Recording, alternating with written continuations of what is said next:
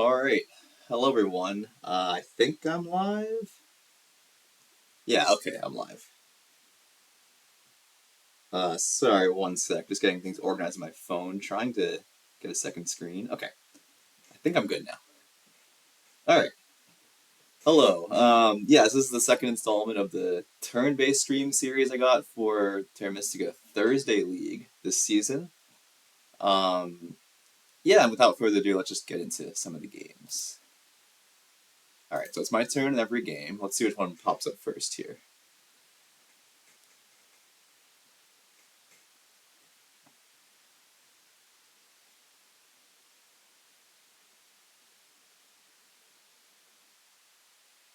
Okay. Alright, so this is one of the games. Um, this is like kind of the funkiest game of the set. So just as a refresher for anyone who saw the first stream or who didn't see it, this game's on Fire and Ice with Fire and Ice factions. So in this game we have Acolytes and Yetis along with Halflings and Darklings. And this game also has the extra endgame scoring, which is edge scoring, or they call it outposts here. So last time I was doing the auctions in all these games, and I did the fast auction this one, had no idea what I was doing, and ended up on Halflings. So I'm obviously still on Halflings, and I am where I'm at right now, as you can kind of see. So there's a lot to talk about in this game. Some weird things happened, including some decisions that I made that were weird. So first of all, I think edge scoring is a big factor in this game, and a big factor of the way things have played out. After the auction, during the auction, I didn't really think about that Darklings were going to place their second dwelling down here, which, let me turn the indexes on for explaining. At 8-8, H8, I didn't think about that, but that makes a lot of sense from Darkling's perspective. Hello, EJ. Hi, nice to see someone. Yeah, it makes a lot of sense from their perspective, but it didn't really cross my mind in the auction, and kind of once I saw them placed there, I kind of wished I bid Darklings down further, because it's just a really good spot for edge scoring. Like, it's a pretty good spot as is with Yetis on G7, but also they have all the access to I8, I7, I9, I4, I5, I6, and then H10, G9, like this whole stretch here. So that looks really nice for them, and like, as Halflings, I was debating, I wanted to put my second dwelling in the south, and I wanted to kind of fight for some of this edge territory, but once Darklings placed in H8, it felt really awkward to do that. And so I ended up placing the two standard spots, D8 and C3, in the center here. Like, which is great in terms of leech, but not in terms of edge scoring or town space. I actually kind of crazy, I could have started on I8 and started with Temp Ship, and that would have actually been really interesting. I almost wish I did that just for science. And because I don't love my position right now. But I didn't, so it's too late for that.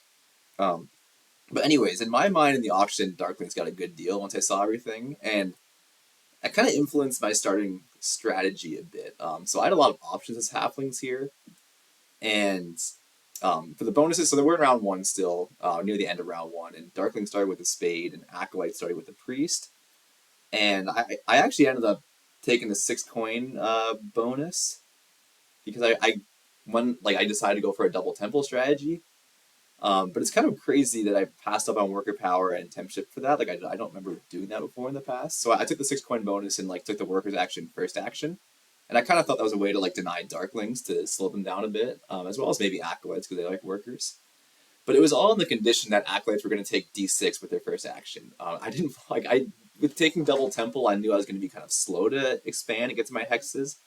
And I was pretty confident that Felipe was going to dig D6 first action to secure this like center sanctuary town for himself. And that, yeah, that would have been nice. As you can see, he didn't do that. He sent Priest to Earth first action, and so Fire X right away took D6.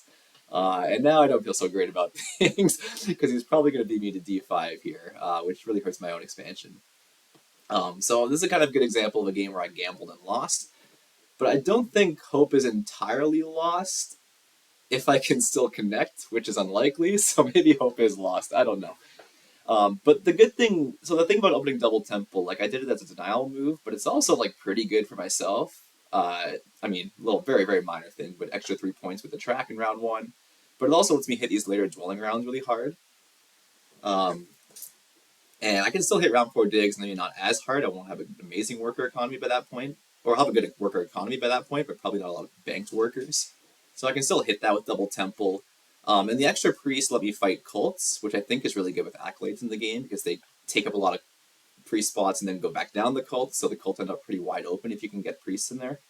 And it also lets me advance shipping to hit the ship DP tile, which is a big thing in the game that I think no one else wants. Like, it's not really great for any of the other factions. So going double temple for me kind of lets me take advantage of that. So there's other perks to it. I just think it would have been a lot better if Acolytes had D6 and I had all the time in the world to get to D5 here. But yeah, alas, it didn't happen.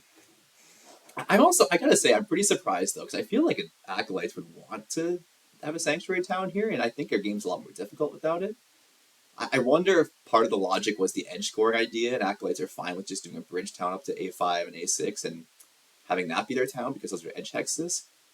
I don't know, but they're still giving up a lot of leech by not taking the center here. And in contrast, they're giving Darklings a much better position. Like, Darklings have got a ton of leech on D6 here. They've got their own Sanctuary Town in the center. Like, I don't know. I think it looks really good for Darklings. And I haven't talked about Yetis. So Yetis have had a very cool start. So Melison's on Yetis at 30 points right now, but they've gotten like a boatload of leech. Yeah, there's Stronghold in the center, which I kind of saw coming. But I think they're going to open Stronghold 4 Dwellings, which is a really cool opening. The question for them is if they can connect. So I think Yetis are going to bridge to B6 and take that hex this round, but that's still 4 hexes away from G8. And so they need one of these 3 hexes to connect, and I'm not sure they're going to get them. Like, I think I should beat them to E6, and then Acolytes have to take F5, right? So D9 they could connect on, but I think Acolytes might want D9 too. So I don't know. Yetis have a great economic opening, but they might not connect, which would really hurt them. Like, so we'll see kind of how that goes with them. Yeah, Yetis loving life. If they can connect, they love life, that's for sure. I mean, they're going to hit this round 2 town round. They're probably going to have Diggs advance for round 4 and hit that nicely, so they got a lot of potential here for sure. Oh, I wonder what your cool line is, Snake. Yeah, I wish I could hear from you. Speaking of cool lines, so the other options I had in the opening, I mentioned I took 6 coins and went double temple, or I'm going to go double temple most likely. I'll talk about that in a bit. But another really interesting option I had was to take Temp Ship and Dwelling Rush. I think I actually could have gotten 7 dwellings out here. So I'd take Temp Ship, take the Priest Power action right away, and then I think I was getting enough power where I'd get the Single Spade action. And so I actually could have gotten 7 dwellings out like that and been really kind of spread out throughout the map. It would have been nice in theory going into a round 4 dig game because I would have a ton of workers for that. But I was a bit wary that like that was just gonna. I didn't know the long-term prospects of that. Like, it's nice, but I also cost me a lot in terms of kind of spending everything to get those dwellings out. It doesn't really fit with the track at all, which has later dwelling rounds in the setup. I don't know. I thought I could hit the dig round, but I wouldn't be able to do it as well on cults. I thought there were some downsides to it. So I don't know. At this point, I would have been curious to try it, seeing what I kind of got here. Isn't that great? But anyways, yeah, that was an option. Another option was just like opening Temp Ship, taking Single Dig, and opening Temple 3 Dwellings. I could have dug D5, could have dug B6 to secure connection and to cut off Yeti's town, which in hindsight, I think if I were to redo this, I probably would have just do that. Because I think connection for me is kind of important. But yeah, anyways, I went double temple, so you gotta play it out. And as I said, I think there's still upside to this. And if I can get lucky and somehow secure connection, if I can... Like, I don't see myself getting A7, because I think Yetis are going to cult dig that. I didn't mention, but Yetis managed to priest to air as well. And so they have a cult spade coming, and I'm pretty sure they're going to bridge single dig and build B6 and then cult dig A7. So I'd have to triple dig A5 or A6 for connection, which I might do in desperation. I don't know. We'll see. It's something I'll consider later on. But I might also just have to accept the fact that I'm not connecting and maybe just like focus on one side of the map to try to still do well in edge scoring could be an idea. Like perhaps if I get to E6, I just try to dig E7, get G9, and do like some town stuff here as well as in the north. It's an option, but I kind of naturally want to go west as well. Like just a lot of brown hexes there. So yeah, I don't know what's good. Or I just like forego connection entirely, play points greedy and culty, which can work. But one of the problems with that is I'm pretty sure Yetis are going to get 2 key town next round and going to do better on the cults than me. So I think that's a bit of a limitation there. Although I do think I can score a lot of points in-game in this setup. Like, we got round 4 digs, we got these dwelling rounds I'm going to hit with double temple, we've got the ship VP bonus and the dwelling VP bonus that I can hit. So there is some potential in just doing that. But yeah, it's a lot of points to make up when there's edge score and extra endgame scoring as well. The one saving grace though could again be if Yetis don't connect, then maybe I can manage to get like network or edge points as well, like because of that. So that would be amazing for me. But yeah, we'll have to see how things play out. Okay, so that's kind of all the background into where we are right now. In terms of my move right now, so I was gonna go double temple. The one thing I've been considering is if I should just pass here for temp ship. I really don't want to. I don't want to leave this ugly trading post up on the board, and I don't think I am, to be honest. I think I'm going to build a temple, but it's an interesting option because it lets me. It probably lets me beat Darklings at D5 um, next round. It'd be a lot nicer if I could double dig and had a second hex to double dig. Like as I said, B6 is going to be gone. I'm not going to get B6 next round. So it's a bit less appealing when there's not a second hex for me to dig immediately. I guess I could just dig B5 once in like preparation for coming up here. It honestly might not be a horrible idea, but I feel kind of committed to double temple. I don't know. I want the extra priest production, so I don't think I'm going to do it. I think if Darklings really want to, they can just beat me here. I'm also not sure. So like after me, Acolytes might be passing, and they might want temp ship because they kind of naturally want to expand out a bit. They also might not. They might just go Sanctuary next round. So I'm not totally sure. They also seem very short on workers, so I have to imagine they want a workers action next round. But yeah, I think there's a decent chance that Darklings end up on temp ship and take this. Although even that being said, Darklings want their Sanctuary next round too, so I don't know. But I might gamble, I think, and like I don't want to leave this ugly trading post up. I think I'm just gonna build a second temple. But then the last question I have here for myself is what favor to take my second temple. I took Earth 2 my first temple, kind of for obvious reasons, like there's double Earth rewards, round 4 dig game, and I don't have any dwellings down here, so I need the extra worker income. As a very short aside, I thought I might get Earth 2 blocked for a second in this game. It was a popular favor. But luckily, Yetis won a stronghold, which I thought was going to happen, but it wasn't guaranteed. And then Darklings also took a coins action before taking Earth 2, so it actually ended up being fine. But there was a split second where I was really nervous about losing out Earth 2. Anyway, so the question I have now is my second favor. To me, there's kind of, I guess, 3 options, but I'm going to say 2 options. There's like Fire 1 is a potential option with doing shipping, but I think if I'm going to go Fire 1, I'd rather go Air 2 here. Well, I don't know. I guess I could say Fire 1. I guess I could justify Fire 1. I'm not totally sure. But I was mainly debating between Earth 1 and Air 2. And just to kind of talk that decision through, Earth 1, obviously the scoring is nice if I'm not going to connect, especially. The Cult 7 Earth is useful because it gives me a spade next round, in particular, as well as a coin round 4. Less of a big deal. But the spade is really nice. And Air 2 is just like flexible, which is really good. So I can use it for coins, but I can also use it for workers later on if I want more workers for the dig round. It's an extra cult step if it's a very minor thing, but it's a little more in that sense. And it gives economy, whereas Earth 2 gives Earth 1 gives scoring, of course. And it feels a little funny to consider Air 2 here because I have like tons of power and like it looks like I'm in a great leech situation. But this is going to dry up soon. Like everyone's built a lot in the center already, and people are going to be like spreading out more throughout the game. So I got a lot of leech in round 1, as we all did, but it's going to change later on in the game. So the power actually won't be. I won't have to worry about kind of overproducing power or getting too much power or anything like that with Air 2. Yeah, it's kind of weird. I feel like I've actually been leaning towards Air 2, even though I feel like conventional wisdom would see Earth 1 as making more sense. I'm just always worried about falling flat with Earth 1 later on. Like, I'm going to run out of things to do, basically. This setup has, so the Earth coin rewards in round 4 are great. There's no temple events. There's no, like, priest coin reward in the cult. There's also no 4 coin and cult step bonus tile, so not super coin type, but it's not like a super coin rich game either. So like there's the power from Air 2 would be useful for more coins later on.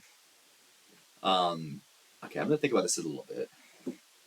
Water 2, yeah, great suggestion, Snake.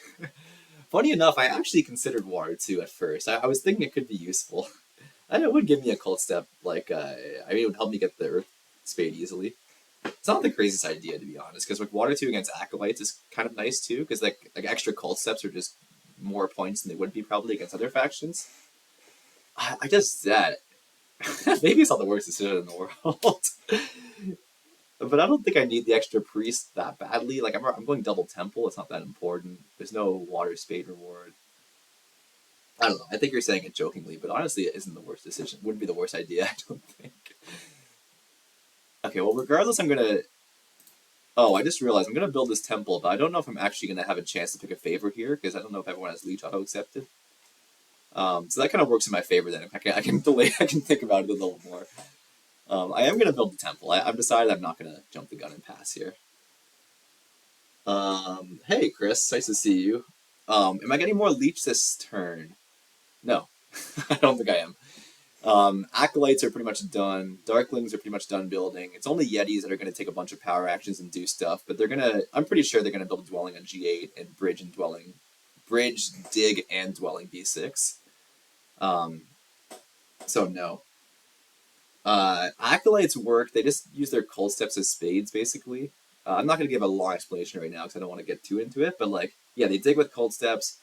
Yetis just like they have to dig everything to ice before they can build on it, including their own color. It's like one dig for them, and then they just with their stronghold they can take the same power action multiple times, even if it's been taken by someone else. And their power actions are all one power cheaper. So basically, for Yetis, leech is really nice. Like getting a lot of leech is a big thing, and they've gotten a lot of leech, so it's pretty good. All right. Anyways, I'm going to do the temple. Let's see if there's a favor decision or not.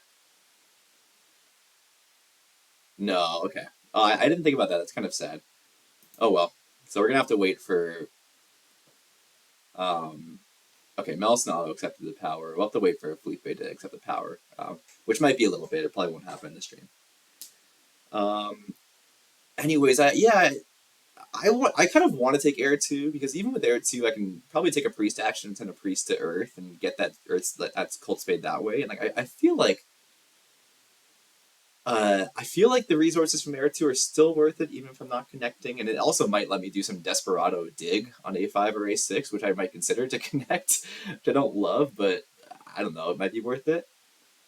So like I'm leaning towards Air 2, but I'll see. Like once Felipe makes his leech decision, I'll kind of just rethink it again. Like Earth 1's definitely the more conventional, maybe the more logical choice, but I guess I don't know, I've been out on a limb this game already. Maybe it's kind of just just want to keep going that way, like kind of go big or go home kind of thing in this game. Um, yeah, I wish I could discuss more, or I wish I could like let you guys kind of discuss more in the chat and kind of bounce ideas off here or whatever. It would be fun, but yeah, not in the spirit of this, sadly. So yeah, don't give me too many good ideas here. You can give me all like the horrible ideas you want. You can test me out, but don't give me good ideas. Yeah. So, anyways, just to briefly before we move on from this game, like next round, I think I'm gonna. Well, I'm definitely gonna advance shipping next round. um, it depends a bit what Darklings do. Like if Darklings pass the 10th ship, that might affect my strategy. But the idea of taking ship BP and going to 2 ship next round is pretty appealing. Like if I can do that, I just start scoring points right away from that. Um, yeah, I definitely just want to start building dwellings and then keep building dwellings round 3, then advance dig round 4. Like pretty straightforward game plan from Double Temple. The only question again is if I'm going to do some crazy move to connect. There's also, I mean, if Darklings are really slow, I could maybe connect through I8 and I7. No, I'm not even going to talk about that. That's never going to happen. Let's not get stupid hopes in my head. I guess F5 and F4 is another option technically, but again, Acolytes are going to take F5. It's not going to be around for much longer. All right. Yeah. I think it's time to move on from this game. Like, it's a really interesting game. Lots going on. I don't feel great about my position, but it should be a fun one regardless. Okay, let's move to something simpler, hopefully.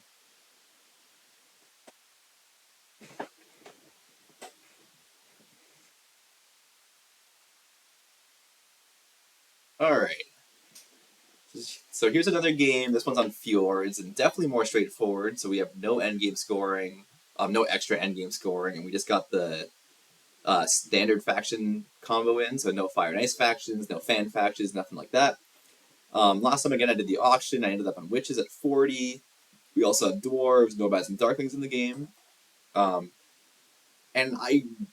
I'm okay with my spots so far, although I'm a little disappointed I didn't get double dig. I really thought Witch were going to get double dig from the opening, like with taking temp ship.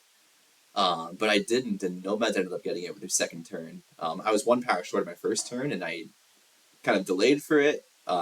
but yeah, I didn't end up getting it. So it's a little bit sad, but I still got single dig and took F7 in the center here, which I think is a really good hex for witches here. It takes it away from Darklings, makes their game more awkward, but it also just gives me a lot of leech throughout the game and gives me a good neighbor spot for a town. And it gives me the option to take F6 too. Not this round, but next round if dwarves don't tunnel there, and I don't. I think Felipe might tunnel there, but I'm not totally sure he will. So if it's open, it's something I'm going to consider. Otherwise, my plan here is, like, I was originally going to do some kind of dwelling rush, but now that I didn't get double dig, I might go temple 4 dwellings. So I'm going to temple air 2 for sure. But I'm also going to build at least 1 dwelling now that because I have temp ship. I could just do TP and 4 dwellings as well and then pass, but I don't know. I feel like I want the temple here. I think air 2 is really useful with the air spade in round 2. I also could have opted for like stronghold and 4 dwellings. Like I could have, instead of single digging, took the workers action and done that, which is like a really strong opening. But I just thought F7 was kind of too important to pass up, and I was fine with delaying the stronghold for a round or two. So I'm just gonna make my turn really quickly and then talk more about the game. I don't like having it see that as my turn, just especially when I know what I want to do. I don't know. So I'm going to delay the temple just to delay giving leech. There's no air 2 rush or anything, so I'm just going to build D2 here. The hex that I definitely want. I mean, as is G9, it doesn't really change anything, but I don't know, it's pretty simple. I already took a spade as my power action. There's no priest action to think about. I'm not taking a bridge right now, so it's a pretty straightforward move. Okay. Anyway, so let's talk a little bit more about the game and see where everyone else is out here. So Darklings are kind of in, I think, a bit of a tough position, and it was something I was a bit worried about in the auction with them. Like, even though they have no color neighbor, they kind of get squeezed for space pretty easily on fjords.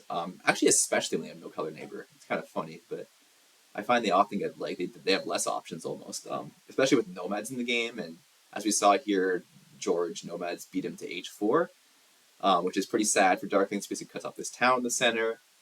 And I beat Darklings at f7, which means they need a bridge town here. So it's a bit awkward for them. The good thing for them is they're getting a boatload of leech on g5. We're all building around them. So yeah, getting tons of leech there. Fireaxe had his priest at earth with his first action, which is nice, but it also is a bit... It kind of limits his early expansion, so that kind of resulted in him losing some of this territory, so I guess it was a bit of a trade-off. And he did get workers action, which was another consideration. I could have, if I went stronghold and 4 dwellings, I would have taken the workers action from Darkling. So basically, the auction, I thought that Darklings wanted a lot in the opening and weren't going to get all of it. And I feel like we're kind of seeing that play out here. Although Darklings can still have a very good game, like it's still Darklings. They can still get a big economy with all this leech here, maybe do some shipping strategy. I don't know, but I feel like I feel like Darklings are in a bit of a tough position here. Let's go to skipping to Nomads. So George had a really nice opening, as we kind of predicted. So Nomads are bid down the most, I think, because of this. But basically, they got Stronghold on the big building tile.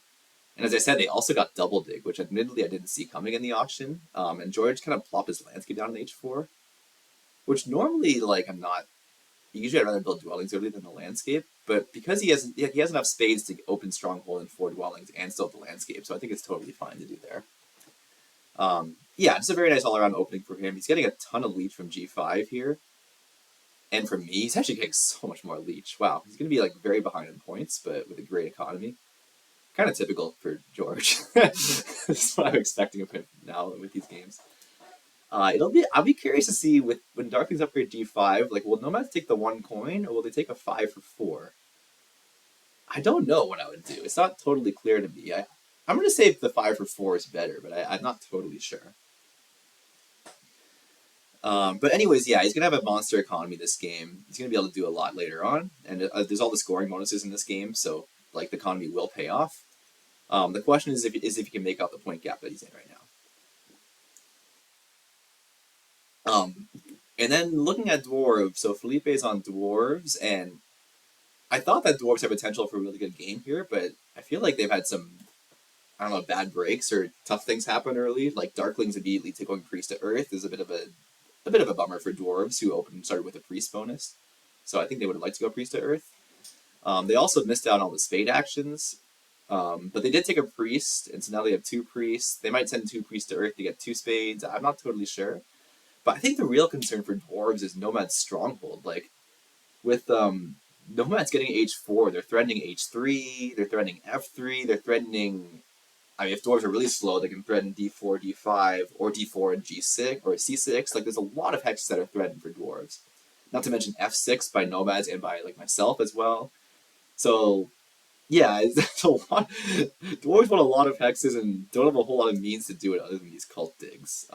No spade bonus in the game, so they're not getting an extra spade through that. Maybe they can get double dig next round, but he took a priest already, so I have to imagine he wants to do things with the priest, and so I don't know if he's getting double dig next round. So yeah, it's a little bit worrisome for dwarves. But they can probably still be okay with like a taller points greedy cultier game. I think they can still do well with that, but maybe not amazing.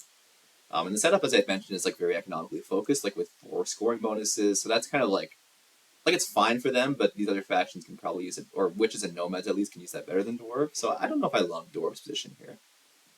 Oh, there's something else. What else was it? Something else was happening that was on my mind.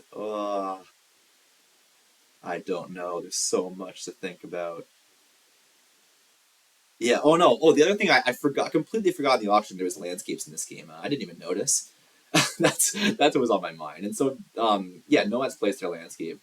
Dwarves' landscape might help them get out of a sticky situation like a little more easily than normal. So that's kind of a little boon to their game that I completely forgot about the auction. Like I was worried about dwarves connecting, and it's probably not a concern with their landscape.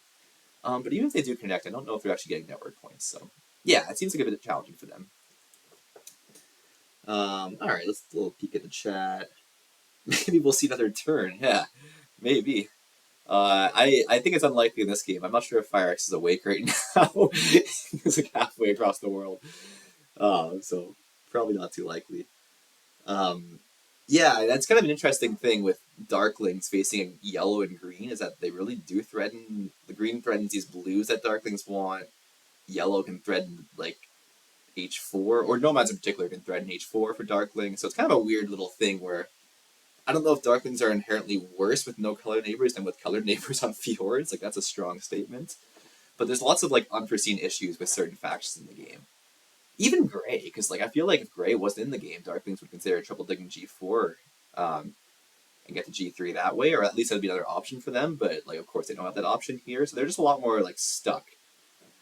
And I had the option; I could have surrounded them and taken G6 here, but it's not that important of a hex for me. Like it's probably not going to be a town, so it didn't seem worth it. But yeah, there's kind of like it's just a weird dynamics on fjords with black, I guess. Maybe not just Darklings, but just black in general on fjords. George and his brilliance, yeah, I know, right? Okay, so maybe I'll just go over my plan before moving on to another game. As I mentioned, I think I'm going to open Temple and Air 2 and 4 dwellings. I have the option of, again, not building a temple and kind of doing a semi-dwelling rush, or not building this G9 dwelling, but I think I want all of them. Like, I think I'll burn the power to do it. It doesn't burn me past double dig, so it's not a long-term concern, really. And I just want the extra worker income. I think it's really good. The only question from that, or the thing from that, is I probably can't do my stronghold next round, so I might have to wait till round 3 or 4. Probably round 3, because I'd want B4 from dwarves, which I think I can still get if I like delay the stronghold to round 3. But I don't know. It's something I'll have to think about a little bit as I'm making my next couple decisions. Long term for me, like, I obviously want a town here. Like I want probably a town here, even if there's no neighbors. And maybe some kind of B3, B4, A5 town. I something wonky up there. I definitely want 3 towns this game as witches. I want some cult presence if I'm opening with a temple, especially. I would love to get the priest to air after that.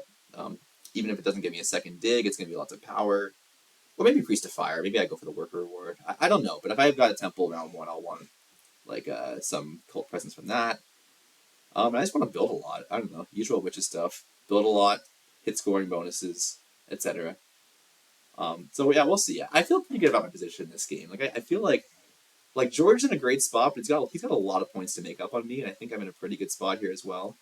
And I think like Felipe and FireX have some issues. I don't know. I feel pretty good about my position, but a lot can happen still. So yeah, we'll see how things go, and it's something I'll have to play well.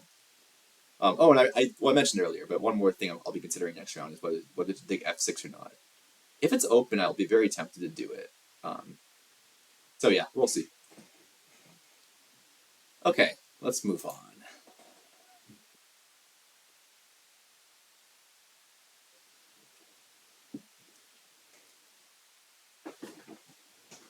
All right, so game number three. Um, this auction just ended, so this is kind of the slowest auction.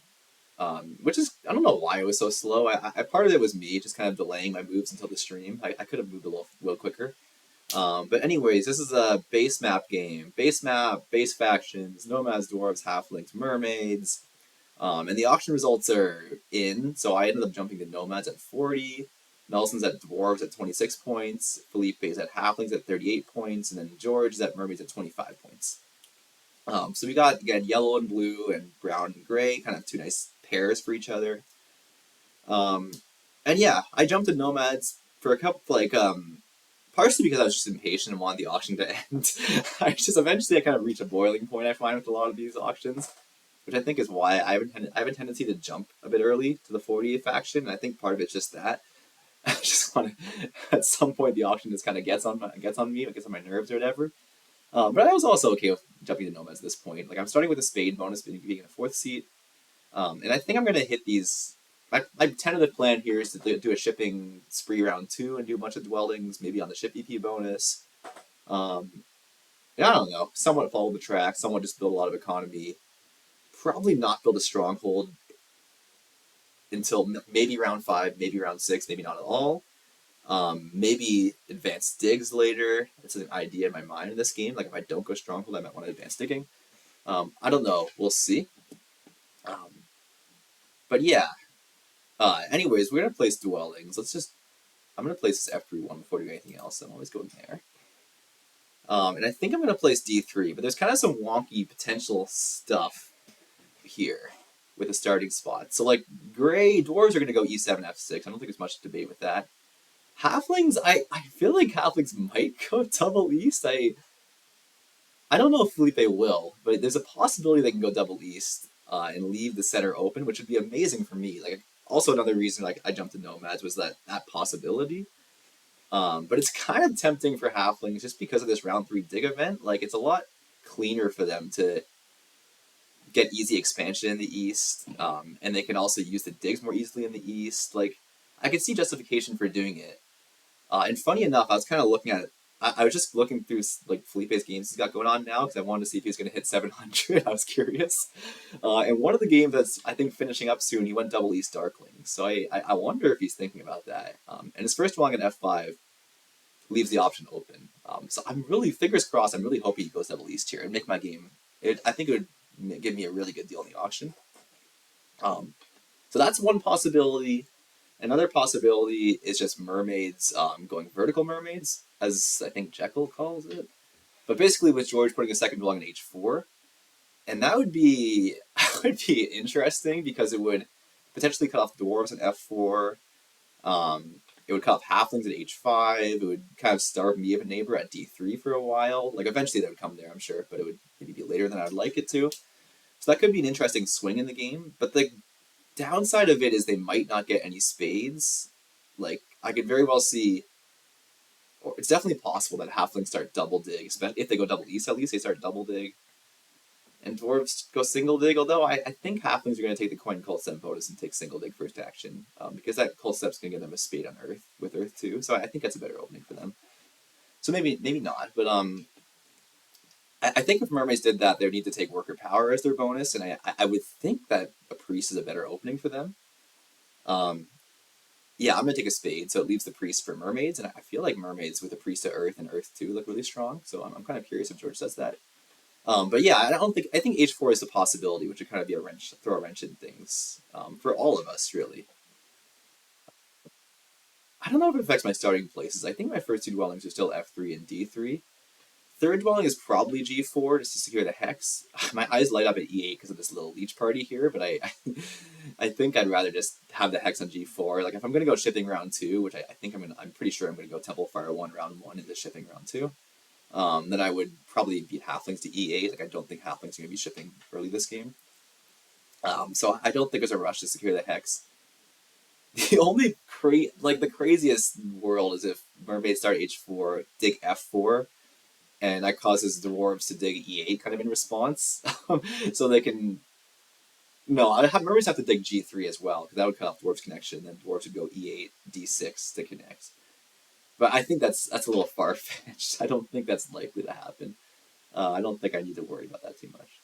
So yeah, I'm gonna put my first two dwellings in like the normal spots here. Let's just go D3. And then the third dwelling, as I said, I think is going G4, but we'll see. So yeah, that's kind of outlining my plan. Like I feel pretty good with my deal, but I'm a little, I guess, slightly concerned that like Nomad's ceiling maybe isn't as high this game as the other factions. Dwarves have double Earth rewards early. They're gonna start with, like I think most likely is dwarves start with double dig. Like I think mermaids take a priest and dwarves get worker power, which is like an amazing start for them.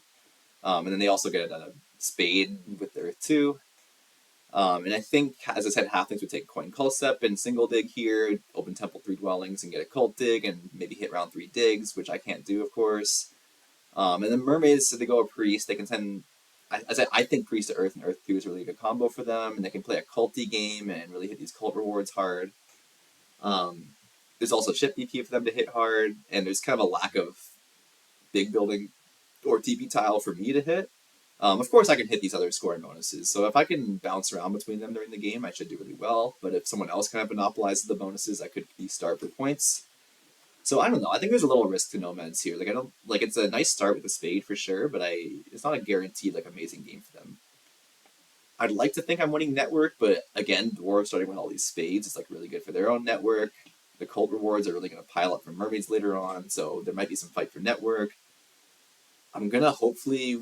I think right now, like my tentative goal would be to win fire this game. If I'm going fire 1, like it kind of makes sense to just fight the fire cult. If I can do that and then kind of scrounge some second and third places in other cults, that'd be nice. I think it's kind of like my overall game plan, and like the dream would be 3 towns. It might be a little hard if I don't go stronghold, so I'll think about it. But I'm definitely gonna go shipping early, which is maybe leads more to a 2-town game. Make your move, George. That would be nice, yeah. No one's at 40 seems pretty great. Yeah, I feel okay with it. But yeah, like I said, I don't know. I'm not totally sure. Like we'll see. I think if I can bounce between the ship BP and dwelling BP bonuses throughout the game, then I'll feel really good. Like that's my goal for sure, is to hit like dwelling BP round 2, ship BP round 3, something like that, and just kind of have the points keep coming in throughout the game from those bonuses. Then I'd be really happy with my position because I should have a really good economy as Nomads, like starting with a spade and going fire 1 here. Like it should just be like conducive to a good economy. So the question is if I can score enough along the way. Which, yeah, we'll see. Don't know if there's too much more to talk about here. I'm not going to wait forever for George to place his dwelling.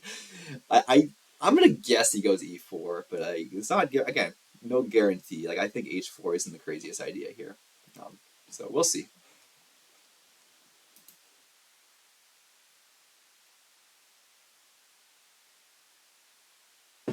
All right, moving on to the last game. All right, so this game is definitely the furthest along of the bunch. Also, the game without Felipe, not a coincidence. But it's totally fine. Felipe doesn't play too slow or anything. It's a funny observation. Anyways, this game is on Fjords. This game does have extra endgame scoring, so there's cluster scoring here. And we have standard factions, so no fire and ice factions, no fan factions. So I'm on dwarves. George is on fakirs, Melis on halflings, and fire and ice maidens. And last time in this game, I did a bid on dwarves in the auction, and as it turned out, that was the last bid on dwarves, so I ended up on dwarves. I bid them all the way down to 23 points or something like that, whereas halflings were at 40 points. There was a big point gap in the auction.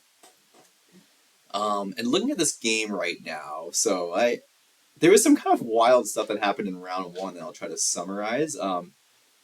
So I had the first action as dwarves, and I started on worker power, and I took single dig on F3 right away. Get that hex and secure my expansion. And I thought halflings were going to double dig H3, but they ended up, they're on temp ship, and they took a priest and went to 2 ship and secured C4 and G7 in round 1. And somehow Ice Maidens, well not somehow, but Ice Maidens just went double temple, and so somehow Fakirs ended up with double dig round 1, which is really unexpected with with Halfling starting with like 9 power and Bolt 2, and Ice Pain starting with Air 2. Um, yeah, somehow Fakir's out of all that got double dig. But yeah, it's been an interesting game. Ice Main's also went triple econ, so Fire X started with Air 2, and then with his 2 temples round 1 went Earth 2 and Fire 1. He's since built a 3rd temple and taken Earth 1, and so his game right now is 3 temples on the board, no other structures, and only 3 workers in hand. Like, not a whole lot of resources outside of that, but a lot of power. Ice Maidens have gotten a boatload of leech this game from starting on F7. As you can see, like halflings have built around them down here. We've all upgraded up here, so tons of leech for Ice Maidens this game. They've actually dropped in points, so I think Ice Maidens started at like 31 points and they're down to 27. So yeah, they've gotten lots of leech. Halflings have kind of I don't know how to describe Allison's game. Yeah, he did the 2-ship round 1. That was kind of the biggest thing. Oh, he hard dug G8 round 2. That was kind of interesting, which took it from Ice Maidens. And it looks like he's going to go for a bridge town here at some point. It looks like H4 is going to be stranded as well. I'm going to hopefully tunnel to I4 before he can dig it. But he doesn't have digs upgrade right now, and I don't think he's going to upgrade digs until maybe next round. So I think it's going to be safe. It should be fine. And then Fakir, yeah, they opened Temple, TP, and 2 dwellings because they got double dig. And they went for a 2nd temple for Earth 1 round 2 after that. They have Air 2 and Earth 1. But they're pretty low on resources now. Like, as you can see, they pretty much have nothing in the tank except for 1 worker. So they're all primed to pass, but I actually think I'm going to pass here and jump the gun. Beat them to the first pass. But anyways, yeah, their economy looks a little rough to me. I don't know how I feel about George's position. Same with Ice Main, same with Fire Exposition. Like, he's got all these econ favors, but he's really starved for space. Like, I tunneled to D1 before he could dig it. He's gonna have to bridge to G9 and do a town there, like, which is fine, but connection looks pretty perilous for him. He's got a good cult position, but of course there's like extra endgame scoring with cluster scoring, and that's kind of a lot to ask for Ice Maidens versus Dwarves and Fakirs. Not to mention he's behind on points, so I'm not sure how I feel about Ice Maiden's game. I kind of feel like my game and Halfling's game are the 2 best games here. But my game plan is a lot more straightforward. Like, Mellison's game plan is a little, not more convoluted, but like more, not as clear maybe as what he should do. For me, I'm just kind of doing normal dwarves things on fjords. I'm just digging out my 2 towns kind of along here, which are mostly dug out, and I have a cult dig coming this round from the water cult reward, which I'm going to dig on I2, or put on I2. And I should be able to get my hexes. I've already gotten a few hexes. I've gotten F6, I've gotten D1. And I don't think there's an issue getting C6 or A7, A5, C9. Maybe Ice Maidens dig F9, I don't know. The only thing left for me is to connect. Well, not the only thing left, but one thing is to connect. And I think I actually want to connect on F5 this game because I want the extra cluster. Like, if I connect on B4, it means that these 2 are 1 cluster, whereas like if I connect on F5, like it's an extra cluster for the scoring. So yeah, I feel good about my position, but I'm behind on scoring. And I mentioned in the auction last game, but this is a very low scoring setup, not including the extra endgame scoring. Like, it was a very low scoring track. So we started with TP round 1 and Town round 2, like not events that these factions can hit really. TP round 3, which no one's building a lot of TPs, and then these big building and temple rounds late. So no dwelling rounds this game. Nothing to score really, except for the bonuses. There's dwelling VP and it's a big building tile. So yeah, that's something I have in my mind. It's a bit concerning being at 28 points, but it feels okay because I don't think anyone else is in a great position either. Like, I think it's going to be a low-scoring game. So we'll see. I'm going to get into my plan here, but let's, I know EJ requested the chat, so we can kind of look through it quickly. So Fire Action regretted this bit on Ice Maidens. We were just saying it was a tough auction, which every auction is tough, doesn't really mean anything. Yeah, none of us expected round 1 to play out the way it did. Everyone is kind of laughing about it.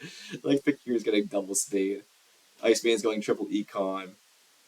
Fakirs were on temp ship. Oh, they're on temp ship right now, actually. Fakirs are on temp ship for the power this round. It kind of speaks to where they're at economically. It's not really a great sign if you have to be on temp ship. So yeah, that's kind of where things are at right now. And so, okay, looking more at my position, looking at it a little more deeply. first of all, one bummer of my game I think is the cult position. Ice Mains are playing a very culty game, and even Fakirs are kind of monopolizing the fire cult, which I was kind of hoping to get some fire cult presence for these round 4 workers, but it's not happening really. Um, I yeah, Tempship instead of the priest. Yeah, I know, right? I forget what he did with. Oh, he single dug with power because he wanted to expand, which makes sense. But yeah, my cult game doesn't look so great here, so I thought dwarves would do a bit better in cults. It's a bit of a disappointment. But I think I should be winning network. I can't imagine I don't win network in this game. Like Fakir's economy looks pretty rough. Halflings have a structure disconnected. Ice Maidens, there's just no way they can build a lot of structures, or should they even want to build a lot of structures this game. Like they definitely want their stronghold next round, and that's really conducive to going tall. So like I feel like I should be able to win network here. Cluster scoring, you'd think I can win, but I don't know because Fakirs might just be going for a one town game. This might be their only town. They are going to have like another.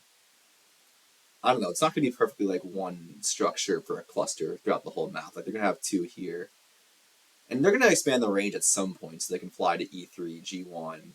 Although I7, I mean, halflings might take I7 on them. I mean, halflings should take I7, right? Like they definitely want that hex. So I don't know. Maybe I thought Fakirs might be beyond clusters because they only have 1 town, but maybe it's not so clear. Halflings are probably going to do pretty well in clusters too. But if they do like a bridge town here, that's a lot of structures tied into that. So I really hope I can win clusters as well. Like if I can win network and clusters, I feel pretty good about my position here, despite being down in points. And I'll get some cult points too. Like it's not going to be a great cult game, but I'll chip in some points on cults. Hopefully I can win water, although even that I'm not sure because I'm pretty sure Ice Maidens are going to send a priest to water this round. And maybe, I don't know. I'm going to take water 1, and I don't know when Ice Maidens are taking water 1. Like they have to build their sanctuary for it. So yeah, not super clear on that half, that part of things. Anyways, with where I'm at now, so yeah, it's my turn, of course, and I have like an interesting decision where I'm kind of deciding like, well, I've already decided, but I was basically deciding whether I should pass for the big building tile or not right now. So I have a temple and 7 dwellings on the board as well as Earth 2. Just quickly, I went Earth 2, of course, this game. Like I got an Earth Dig in round 2 from hit, but also because I really wanted the workers. Like there's just so many tunnelable hexes I want the workers for. Earth 1 would have been really nice in a low-scoring game, but I was never going to take it round 1, and I didn't think I had the coins to take it later on. There was no kind of Earth coin cult reward that dwarves love so much, so I was like, not super coin tight, because of all these coin bonuses in the game, but like it wasn't a super high coin game for me, at least in the start. So I didn't think I could really afford to take Earth 1, and I kind of just wanted to expand my economy as much as possible. So yeah, I'm at Temple 7 Dwellings with Earth 2 right now, good worker income. And the decision here, yeah, whether to pass or not, and I want to kind of talk through that decision a bit. There's a few considerations. The first of which is like, what else can I do this round? And so it is a TP round, and naturally I want to get this TP up. Partially because of the points, partially because it's a good TP for dwarves. It gives 3 coins. But if I got the TP up, I really want to get another dwelling up as well, and it's kind of awkward for me to do that. Like I'm short a worker for 1 more tunnel. I'd have to convert a priest to a worker, which I normally isn't that big of a deal, but I don't like it with these like the round 5 coin priest cult reward. Like I feel like priest to cults really pay off. I don't really want to use my priest as a worker right now. And I could convert 3 power to a worker, which is fine, but I also kind of need coins and want those power for coins. So like that's a bit awkward to do. I could build the TP and then pass without bonus dwelling, which is fine, but the Fakirs are passing next action. And if they do pass, they're probably passing onto the big building tile, I think. Like, honestly, nothing looks great for them, but I think they'd take the big building tile, which would leave me with a bunch of mediocre bonuses. I mean, worker power or a priest and 2 coins is fine, but, like, the big building tile is just so much better. Like, it's not even in comparison, really. And the big building tile gives me a really fun strategy of building both big buildings in round 4.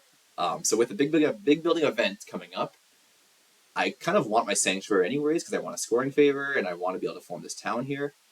And Stronghold is not something I build with dwarves that often, but it's pretty interesting here because I have a lot more tunnels to come. I'm planning on tunneling C6, A7, A5, I4, F5 to connect, and then C9. I don't know if I can do both these hexes. I think I counted, and I don't have that many. I probably can't build that many structures. But that would be, 6 tunnels? And so the Stronghold would actually be pretty good economically, like from that perspective. It'd save me 6 workers. So it actually has like a lot of value this game, I think. And of course, the stronghold is 9 points, which is awesome. It's going to help me form a town.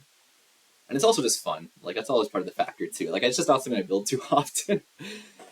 But it's like an interesting decision here where it feels like it's really worth it to pass. Like, because of all those things, because of the low scoring game, and so securing points on passing tiles is really important.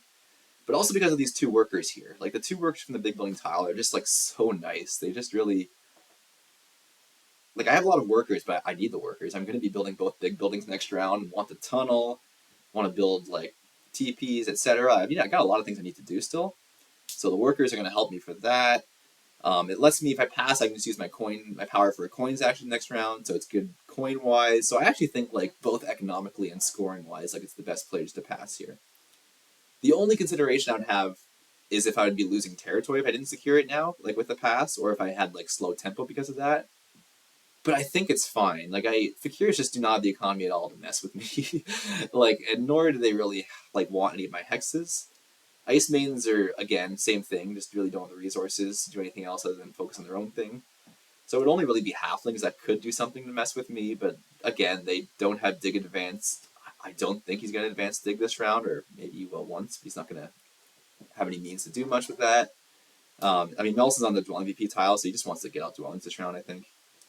So I don't think it's really a concern worrying about being messed with. So I don't see any reason, like, any good reason not to pass here. So I am going to pass. I'm going to take the big building tile. The one thing to consider then before passing is how much power to convert. So based on my income, I just convert like 1 power, but I'm pretty sure FireX is going to build an E9 this round and give me a 4 for 3. Which I do want. Like, I just feel a little bit painful when I'm already so behind on points, like dropping even further on points, but like, it's got to be worth it. I need the resources. I think they can pay off. So yeah, I'm gonna convert power for that. I think that's the only leech I'm getting. George is passing. I don't know what the heck Melison's doing, but I'm pretty sure he's not gonna give me leech. Well, maybe he'd do a trading post in E6. Maybe. I don't know, but I can still take that, I think. If I converted 2 power. No, I couldn't actually. I could convert 3 power, so I could take it if I needed to. Like, I do want all the resources I can get here. I don't know. Yeah, it's a question to me. I really don't know what Melison's doing this round. Like, I thought he was going to do a temple for Earth 1 on G8 and then build more dwellings. He upgraded it, but then he built a dwelling after upgrading G8, so it kind of implied that he's not going for Earth 1. So yeah, I really don't know what his plan is, other than he's going to build I9. I know that. That's about all I know what he's going to do this round. He doesn't have, so he burned past double dig, so like, he has to be advancing dig fairly soon. But I also don't see him taking a priest action to do 2 dig advances this round, because that would put him down to 3 power tokens, and there's no way he's doing that. And I don't think he's getting more leech to be able to actually get power, so... I mean, maybe he has 1 dig advance this round and secures I7 or something like that. I don't know. I don't think it's a huge concern for me, but I think it's unlikely he's going to give me more leech. Like, I know it's a TP round, but he's on the Dwelling VP tile, so I don't think he's going to build a trading post. And I think he wants the workers to dig. And if he gives me leech, it's only 1 power anyways. I'm overthinking it. It's fine. Okay, so let's just convert 2 power to coins and then pass here. I'm calculating this right? I think so. 1, 2, 3, 4, 5. 1, 2, 3, 4, 5. Yeah, we're good. Take the big building tile and call it a day. Alright, so I've got 15 workers going in the next round, which should be enough. I think I was thinking about it. It's enough for Sanctuary, TP Stronghold, that's 10 workers, another TP, and 2 dwellings. So I'm going to have this dwelling on I2 I can build with the Cult Dig, and I'll be able to tunnel and build a dwelling on C6 or I4. We'll see. Kind of depends what Halflings do. So that should be a really nice round. And I only have 20, I'm going to have 25 points probably going into the round. But I'm going to end the round with something like, I don't know, closer to 60 points basically. So it's going to be next round's going to be a big round for me. That's for sure. The only thing is, like, the bit of the, not sad thing, but I think I have to take a coin town next round. And I think my coin economy going to round 5 is going to be a little low. But I can probably make some of that up with a coin bonus. The dream for me would be passing the Dwelling VP. Going to round 5, yeah, we'll see. I can't really do much about that. I need to have a full round here. I need to do what I can in round 4 to get things going. But yeah, I feel good about this game. It's just like it's a low scoring game, so it's like even though like I don't think I'm crushing it or anything, but I think I'm doing well enough that it'll be okay. The round 5 priest cult event is really nice. Like that's really gonna feel the rest of my game. I think into round 6, where I'm gonna do some tunnels, some trading posts, um, stuff like that. I'm gonna have like as dwarves. I'm gonna have like what 4 priests in the cults, then maybe 5. So that's gonna be pretty nice for me. I think that part of things will go well. Like having that cult reward. Yeah, I'm a little sad I'm not getting a ton of this worker reward, but I think it's not the end of the world. Like, because I'm getting 2 workers from this bonus, I'm going to save a lot of workers with my stronghold, so I think it's okay. Okay, that's basically everything. Yeah, I don't think there's anything else for me to cover here. I did my 4 games. Let's quickly see if anyone else played. I'll click the button here. No. So George did not place his dwelling in that game. We'll have to wait. Wait, oh no, he did place his dwelling. Right, it wasn't my turn, so I didn't go to the. Let me just quickly, while I'm here, let's just glance at that for a second. It's this game, right? I think so. Let's see if you went vertical mermaids. No, okay, you went E4. I thought that was most likely. I'm happy with that. I'm happy to have the neighbor on D3. It means I can upgrade D3 as well, which I probably want to do. So yeah, standard stuff. All right, I think we'll call it there. Um, it's a good stream. It's fun for me to talk it through. It's a lot easier for me to talk it through, I think, once the game has started. Like, the auction is just a lot more going through my mind. Once we see things happen, it's a lot easier to kind of plan out and talk about things. But it's good. It's good for me to get stuff off my brain, kind of with this, and hopefully it's helpful for some of you. Hopefully it's interesting, useful information. Yeah. So yeah, I'm gonna sign off now and see you all next time.